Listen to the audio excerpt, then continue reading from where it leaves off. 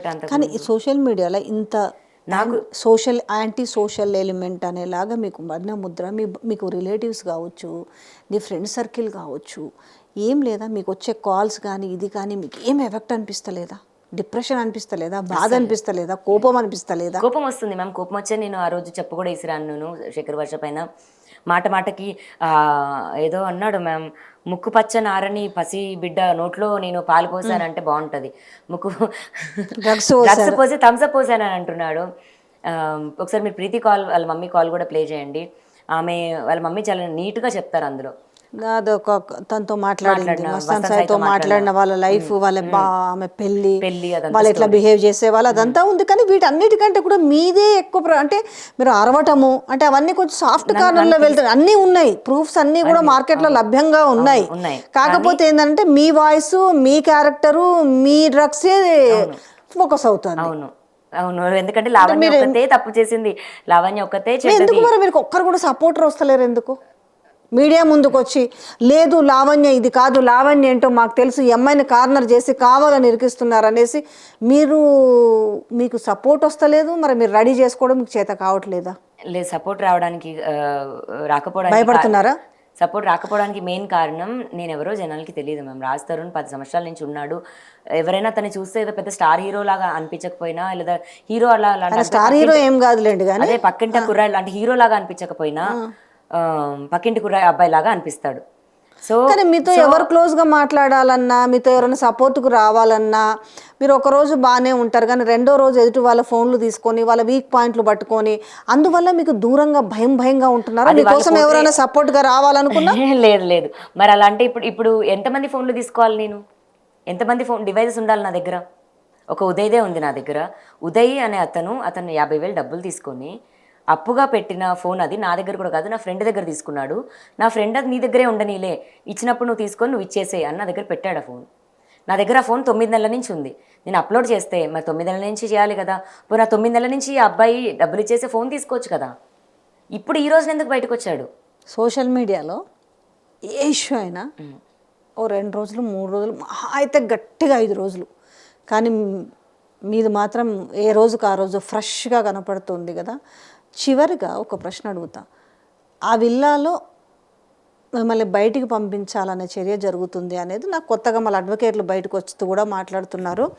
విల్లాలో ఆమె ఎట్లుంటుంది, అది ఎవరి పేరు మీద ఉంటుంది, ఎవరు మున్సిపల్ ట్యాక్స్ కడుతున్నారు, ఎవరి పేరు మీద కరెంటు బిల్లు ఉంటుంది అనేసి, అసలు మీకు ఎట్లాంటి రైట్స్ ఏమున్నాయి చెప్పండి. నాకు ఇది చెప్పకండి మేము 10 ఏళ్ళు కలిసి ఉన్నాము, నాకు గుళ్ళ తాళి కట్ట, ఇవంతా కాదు. మీకు విల్లా మీద ఏ రకమైన రైట్స్ ఉన్నాయి? అది రేపొద్దున అతను అమ్మాలని ట్రై చేసినా, లేకపోతే నన్ను ఎవరైనా పంపించాలని చూసినా నేను చీపురు కట్ట తిరిగేసి రెడీగా పట్టుకుంటాను. అట్లా కాదు కదా, లీగల్ రైట్స్. 70 lakhs ని మేము రాజ్ తరుణ్ కి ఇవ్వడం, స్పెండ్ చేయడం అన్నది జరిగింది. ఆయన బడ్డీ కొట్టి పెట్టుకుని నేను మాట్లాడుతుంటే 70 లక్షలు ఇచ్చిరనే మాట మీరు వింటున్నారు కదా, నేను కాదు ఇలాంటి హార్ష్ మాటలు మాట్లాడుతున్నది. రాజ్ తరుణ్ హీరో అవ్వక ముందు రాజ్ తరుణ్కి ఏం లేదు. ఓకే, కార్ అన్నది మరి మా డాడీ ఒక 13 lakhs పెట్టి అప్పుడు ఒక కార్ కొనిచ్చారు, స్విఫ్ట్ కార్ ఉండేది. అలా మేము స్పెండ్ చేస్తూ వచ్చాం.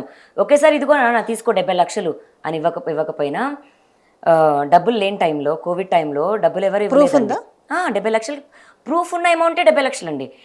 మాకు ఇప్పటికీ ఇంటికి నుంచి సిలిండర్లు, బియ్యం, నా పిల్లలందరికీ బియ్యం, నెలకు ఒక 40 kgs బియ్యం పడుతుంది. అలా 40 kgs బియ్యం, ఉప్పు కాదు కారం, పచ్చళ్ళు, నెయ్యి, ఇలా అన్నీ మా మమ్మీ చేసి ఇంటి నుంచే, మా ఊరి నుంచే పంపిస్తుంది. మా పెద్దమ్మ వాళ్ళ ఊరి నుంచి కారం వస్తుంది. ఇలా ఇప్పటికి కూడా మా వాళ్ళే ఇస్తున్నారు. ఇప్పుడు ఇల్లు ఎవరి పేరు మీద ఉంది?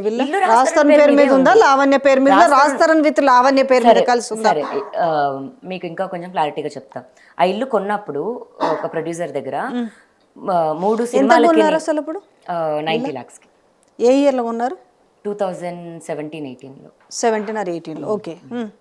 సో ఇల్లు కొంటున్నప్పుడు 3 సినిమాలకి రెమ్యూనరేషన్ లాగా కొన్నారు. రాష్ట్రం 30 lakhs అనుకోండి రెమ్యూనరేషన్. 3 సినిమాల రెమ్యూనరేషన్ అని కొన్నారు. ఆ 3 సినిమాలు చేసేటప్పుడు రాజ్ తరుణ్కి ఇంక ఇన్కమ్ లేదు. అప్పుడు మేము కిరాయి ఇంట్లో ఉన్నాం. సో అప్పుడు విల్లా గ్రీన్స్ అని మిగతా వేరే కమ్యూనిటీలో ఉండేవాళ్ళం. దాన్ని రెంటే 70,000. అలా మరి 1 సంవత్సరంన్నర మా పేరెంట్సే రెంట్ కట్టారు. అలా అలా మంత్లీ మంత్లీ వేస్తున్న డబ్బులు అండి ఇవి 70 లక్షల్లోవి.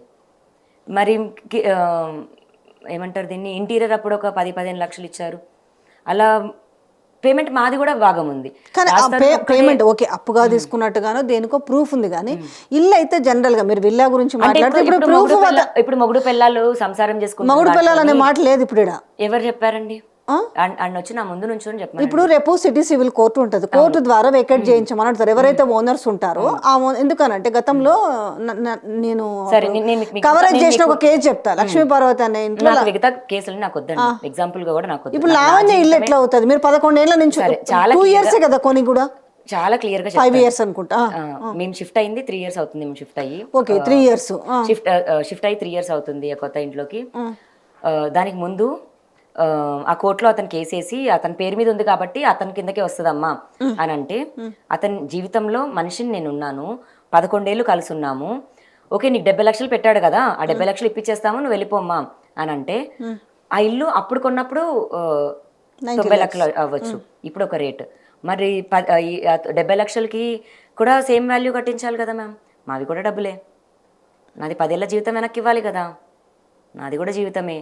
మరి నా కెరియర్ నేను ఏదోటి మరి షార్ట్ ఫిల్మ్స్ నేను చేసుకున్నాను, మరి అదే శేఖర్ భాష నేను బాగున్నాను అని చెప్పాడు, నా అందము పోయింది, నా బాడీ పోయింది, మరి అవన్నీ కట్టిస్తాడా? నా మోరల్స్, నా క్యారెక్టర్ దెబ్బతీశారు, అవన్నీ తిరిగిస్తారా? చాలా మూడు ఉన్నాయి. మిగతా అందరికి ఆ ఇల్లు ఒక్కటే కనిపిస్తుంది, నాకు నా జీవితం ఉంది. ఎంత వాల్యూ ఉంటుందండి ఇప్పుడు ఆ విల్లా? 12 CR అనుకుంటా. 12 CR. కానీ మిమ్మల్ని ఆ విల్లా నుంచి పంపించడానికి ప్రయత్నాలు అయితే జరుగుతున్నాయి అనేది తెలుసా మీకు? ఏం జరగట్లేదు, జరగనివ్వను నేను. ఒకవేళ కోర్టు నుంచి ఆర్డర్ తెచ్చుకొని ఒకవేళ మిమ్మల్ని వెకేట్ చేయించాలంటే మీరు తీసుకునే నిర్ణయం ఏంది? నాకు ముందు ఇవ్వాల్సినవి నాకు ఇచ్చి నేను వెళ్తానని చెప్తాను. ఇదేమి ఇప్పుడు అంతా తెగేలాగైతే తెలియదు. 10 ఏళ్ళు పట్టనివ్వండి, రాస్తారు అలాగే ముసలోడు అవ్వనివ్వండి, నేను ముసలిదాన్ని అవుతాను, మేము అలాగే బతుకుతాము. బట్ నిజం అన్న రోజు ఒక్క రోజు అయితే బయటకు వస్తుంది. పోనీ నిజం అనేది బయటకు వస్తుంది, బయటకు వచ్చి మొత్తం వెళ్ళిపోతాను కావాలంటే. రాస్తారుని బయటకు వచ్చి మంచి క్లోజర్ ఇచ్చి నిజం బయట పెట్టి ఆ రికార్డింగ్ శేఖర్ భాష మాట్లాడిన దానికి అంతా క్లియర్ చేసి మొత్తం క్లియర్ అయితే తాళాలు ఇలా ఇచ్చి నేనే వెళ్ళిపోతాను. నాకు కూడా వద్దు, ఎందుకంటే నేను క్రియేట్ చేసిన ఫ్యామిలీయే ఇది.